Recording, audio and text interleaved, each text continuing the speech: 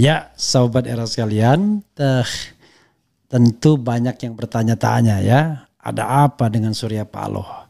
Kenapa cepat sekali beloknya? Kenapa cepat sekali menyatakan menerima hasil pemilu termasuk Pilpres? Why? Karena dia backbone dari Anies Baswedan atau backbone dari pencalonan Anies Mohaimin.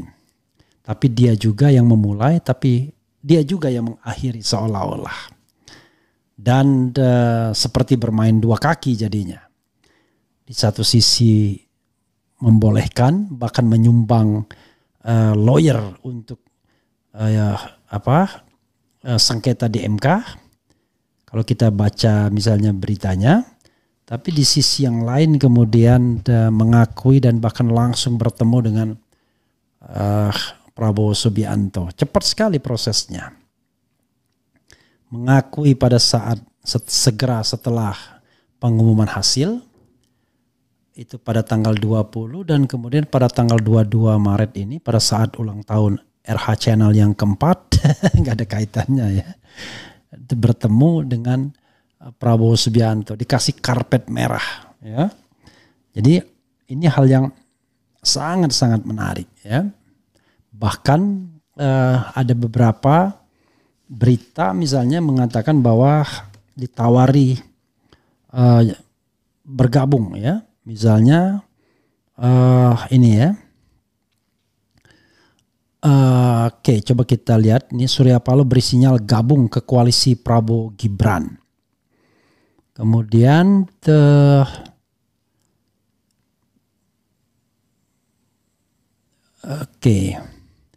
yaitu tadi ya. Kemudian Prabowo disambut pakai karpet merah. Paloh, sahabat sudah jadi presiden. Luar biasa ya. Apalagi nih. Prabowo akui ajak Surya Paloh gabung ke koalisi pemerintahan Prabowo Gibran. Itu tentu coba kita bacakan dulu ya. Apa yang dibicarakan. Coba kita satu bacakan ya. Baru kita nanti analisis. Ini dari Prabowo akui ajak Surya Paloh gabung ke koalisi pemerintahan Prabowo Gibran. Ini berita hari ini dari FIFA ya. Oke, calon presiden pemenang Pilpres 2024 Prabowo Subianto mengajak Partai Nasdem untuk bergabung ke koalisi pemerintahan Prabowo Subianto Gibran Raka Buming Raka. Walaupun belum layak mengatakan demikian karena masih ada sengketa ya. Hal itu disampaikan Prabowo usai melakukan pertemuan dengan Ketua Umum Partai Nasdem Surya Paloh beserta jajaran. Pertemuan keduanya berlangsung hampir 1 jam di Nasdem Tower, Jakarta Pusat pada Jumat 22 Maret 2024 siang. Di depan Surya Paloh, Prabowo mengaku dirinya selalu menawarkan dan mengajak Nasdem untuk bergabung ke koalisi pemerintahan Prabowo Gibran. Saya selalu menawarkan, saya selalu mengajak, benar kan, kata Prabowo kepada wartawan. Seperti diketahui, pasangan Capres-Cawapres nomor urut 2 Prabowo Subianto dan Gibran Raka Buming Raka resmi memenangkan pemilu presiden dan wakil presiden. Oke, coba kita lihat lagi karpet merah. Nah ini ya, detik. Prabowo disambut pakai karpet merah. Paloh, sahabat sudah jadi presiden. Prabowo Subianto bertemu Ketua Umum Partai Nasdem Surya Paloh di Nasdem Tower. Prabowo disambut langsung oleh Surya Paloh beserta jajaran elit Nasdem. Pantauan Detikcom Jumat, sambutan yang diberikan mulai dari pagar depan Nasdem Tower hingga menaiki tangga menuju dalam gedung kemudian menuju ruang pertemuan. Prabowo pun sempat terkesan dengan digelarnya karpet merah di Nasdem Tower. Karpet merah, sebut Prabowo. Sementara Surya Paloh menyampaikan bahwa Prabowo merupakan sahabatnya yang kini telah sukses menjadi presiden terpilih. Sahabat sudah jadi presiden, itu dulu, kata Surya Paloh. Prabowo tiba di Nasdem Tower sekitar pukul 13.36 WIB. Prabowo menumpangi mobil berkelir putih. Setibanya di markas Nasdem, Prabowo disambut Surya Paloh. Surya Paloh memeluk hangat Prabowo. Selain itu, keduanya juga saling memberikan salam hormat. Mereka tersenyum ketika bertatap muka. Prabowo dan Paloh kemudian masuk ke dalam gedung. Mereka berjalan di atas karpet merah di Nasdem Tower. Hadir mendampingi Prabowo sejumlah pengurus Tras Gerindra, Ahmad Muzani, Sekjen yang tidak pernah ganti ya, Ketua Harian Gerindra Sufmi Dasko Ahmad, orang yang orang kunci ya. Kemudian Paloh ditemani sejumlah elit Nasdem, Lestari Murdiat, ya, Wakil Ketua MPR sekarang, Willy Aditya, politisi muda tapi berpengaruh, hingga Ahmad Saroni yang digadang-gadang menjadi Gubernur DKI. Prabowo pun tampak terus memegangi lengan Surya Paloh. Prabowo dan Surya Paloh terlihat terus bergandengan dari gerbang depan hingga menaiki tangga untuk masuk ke dalam gedung Nasdem Tower hingga masuk ke dalam satu ruangan. Ya, sahabat era sekalian. Oke. Apa yang ingin saya katakan? Begini, sahabat era sekalian, ya. Mengapa Surya Paloh belok? Pertama kita lihat posisinya dulu ya. Sebenarnya tindakan Surya Paloh itu tindakan yang tidak etis sesungguhnya. Kenapa tidak etis? Karena proses pemilunya belum selesai.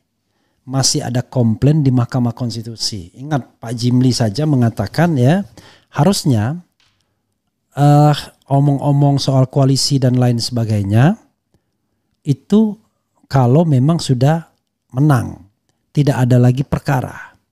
Kan ini masih ada perkara yang bisa saja kemudian mengubah putusan KPU. Bisa saja, why not? Tidak.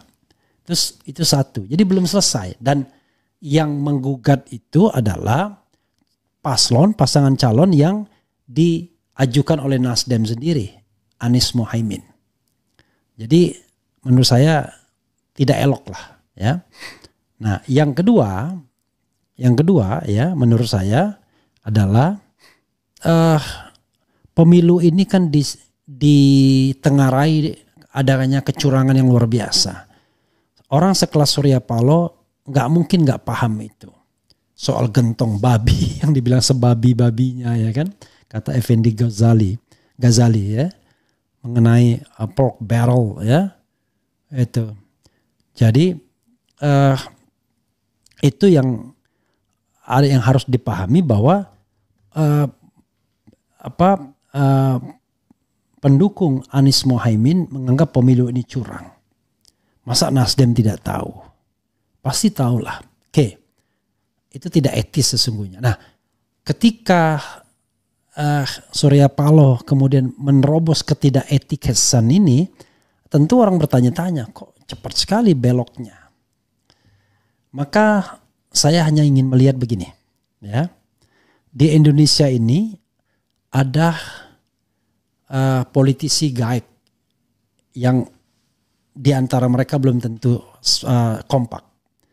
Di Nasdem ada Surya Paloh, di PDIP ada Megawati Soekarno Putri, di Gerindra ada Prabowo Subianto, kemudian di Demokrat sekarang menjadi partai yang paling kecil di Senayan itu ada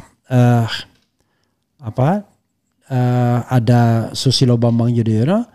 Di PAN harusnya ada Amin Rais, harusnya kalau Amin Rais egois, tapi Amin Rais tidak egois, dia step down dari kepengurusan partai tersebut dan bahkan dia tidak lagi menjadi bagian dari PAN. Harusnya dia di situ, tapi for the time being tidak. Nah, ada Yusuf Kalla karena Amin Rais menunjukkan sikap oposisional sehingga dia tidak bisa masuk klub elit orang-orang itu. Kemudian ada Yusuf Kalla yang sangat fleksibel orangnya.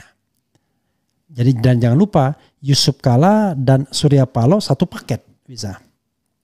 Dan Yusuf Kalla juga bisa berubah juga ya. Yang oposisional itu sikap yang paling jelas itu cuma Amin Rais saja, sikap oposisional. Nah, saya lihat di antara elit-elit ini kepada siapa Surya Paloh bisa berbicara? Di antara klub 70-an lah ya. Maksudnya usianya di atas 70 semua. Yang jelas mereka di atas 70-an semua. Yang tertua mungkin Megawati angkat 47, SBY 49 kelahiran.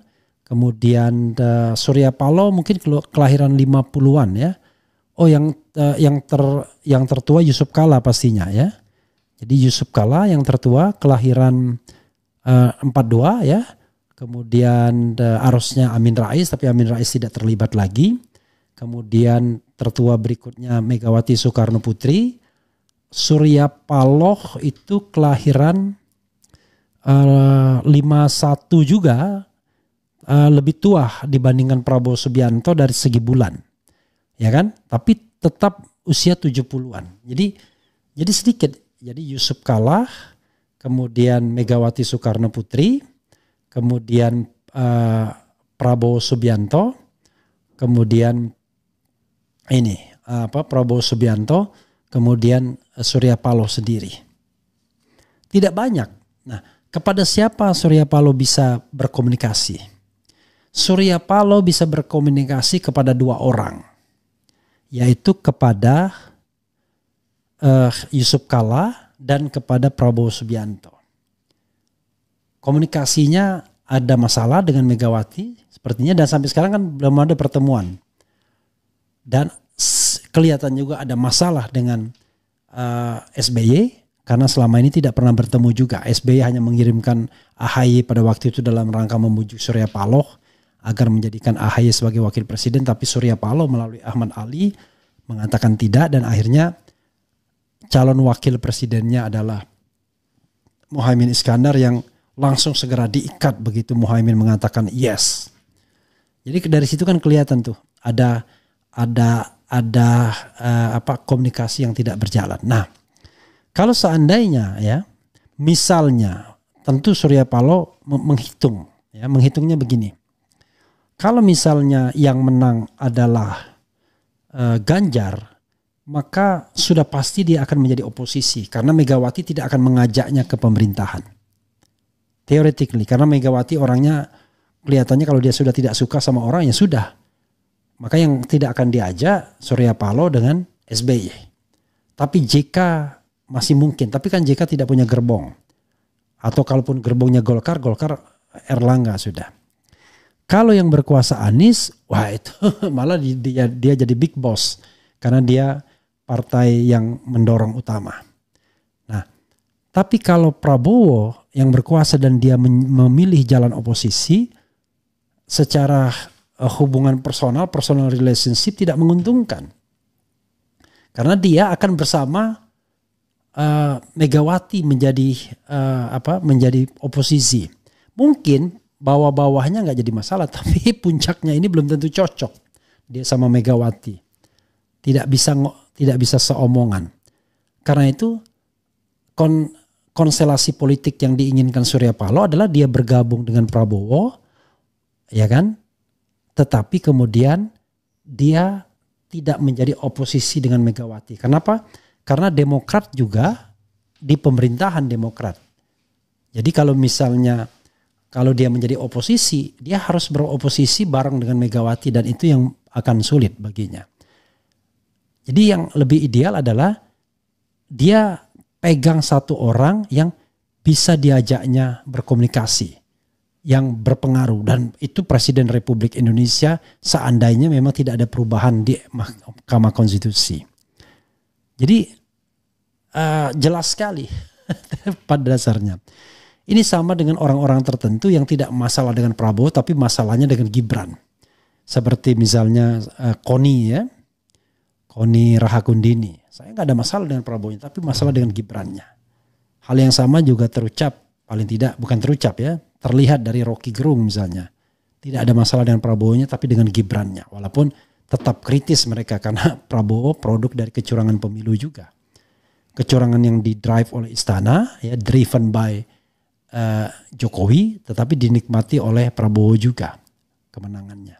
Jadi sobat era sekalian, dengan melihat konstelasi begitu, ya Prabowo merasa nyaman kalau dia berkomunikasinya dengan Surya Paloh dengan Prabowo, dan jangan lupa dia juga masih merasa nyaman berkomunikasi dengan Jokowi. Jadi bisa jadi dalam konteks ini Surya Paloh itu akan menjadi bridging, jembatan antara Jokowi dan Prabowo. Kenapa? Saya menduga kemesraan antara Prabowo dan Jokowi ya sebentar lagi akan berakhir. Bahkan sebelum pelantikan pun akan berakhir. Karena sekarang ada dua matahari di dalam kabinet. Bisa dibayangkan. Yang berkuasa masih Jokowi, tetapi presiden de facto-nya adalah Prabowo. Bisa dibayangkan kan? Tadi saya lihat ada ya canda-candaan anggota kabinet, tapi di situ nggak ada Prabowo. Karena kalau ada Prabowo, ya mungkin sudah agak berbeda canda-candaannya. Dia tidak bisa lagi ditempatkan hanya sekedar pembantunya Jokowi, tapi sudah presiden terpilih. Mentalnya begitu, walaupun masih ada Mahkamah Konstitusi. Jadi saya hanya melihat dari personal relationship saja udah kelihatan bahwa Surya Paloh pasti tidak akan memilih jalan oposisi. Apalagi kalau dia harus bersama Anies. Emang siapa Anies? Anies sekarang calon presiden dia moncer, tetapi begitu nanti tidak lagi menjadi calon atau tidak menjadi calon terpilih, maka ya dia bukan siapa-siapa karena tidak punya kekuatan yang terorganisir. Kecuali nanti dia mengorganisasi partai politik, lalu partai politiknya berjalan dengan baik, dengan idealisme yang tinggi dan kemudian bisa bekerja kemana-mana. Tapi sekarang tidak punya kekuatan kalau seandainya modal sosialnya tidak diorganisir secara baik. Nah dari sana saja sudah kelihatan, ya kan? Belum lagi kalau kemudian dia berpikir, waduh, not necessary bagi dia untuk menjadi oposisinya Prabowo Subianto. Dan dia menganggap juga, dia juga tidak ada masalah dengan Presiden Jokowi. Berkali-kali bolak-balik ke Surya Paloh menemui atau dipanggil oleh Jokowi. Jadi makanya saya katakan dia bisa jadi bridging. Jadi dia tidak bisa berkomunikasi dengan SBY, tidak bisa berkomunikasi secara baik dengan Megawati, tapi dia bisa berkomunikasi dengan Surya Paloh, Prabowo yang usianya relatif sama, bahkan dia lebih tua berapa bulan, bisa berkomunikasi dengan Jokowi yang usianya jauh lebih muda. Jadi konstelasinya seperti itu ya, baru personal relationship aja kita udah ketebak. Maka Nasdem tidak akan menjadi oposisi. Nasdem pasti gabung pemerintahan. Kalaupun di pemerintahan ada AHY, yang penting tidak ada SBY-nya. Dan juga Surya Paloh kan tidak akan menerima jabatan apapun. Seperti biasanya dia hanya ingin menjadi kingmaker. Tapi punya pengaruh, punya anak buah. Baik di kabinet maupun di DPR. Ya itulah politik. Hitungannya untung rugi ya. Hitungannya taktis strategis. Bukan hanya soal kemudian idealisme dan lain sebagainya. Makanya mudah sekali jadi belok kalau lihat baru personal relationship di antara tokoh-tokoh gaik kelas 70-an ini.